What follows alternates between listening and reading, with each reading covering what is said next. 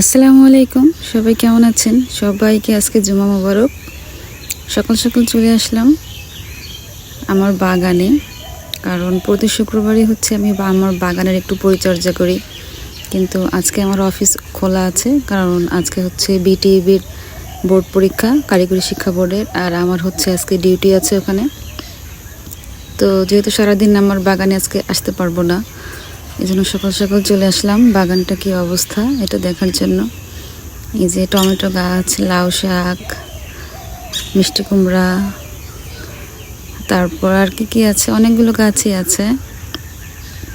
আর ছোটোবেলা থেকেই লাউয়ের ফুল আমার খুব ভালো লাগে। লাউ শাকের যে ফুলটা খুবই সুন্দর লাগে। আমি লাউ শাকের ফুলটা দেখি, প্রতিদিন দেখি। আর ফাইনালি আমি যেটা করতে আসছি সেটা হচ্ছে আমি শসা গাছ লাগিয়েছিলাম।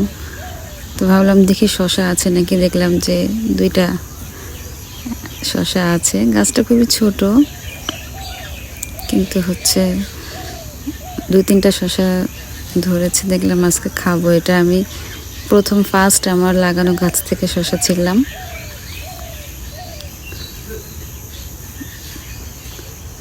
তো ফাইনালি এটা হচ্ছে যে আমার বাসার আশপাশের ভিউ, খুবই সুন্দর গ্রাম্য পরিবেশ।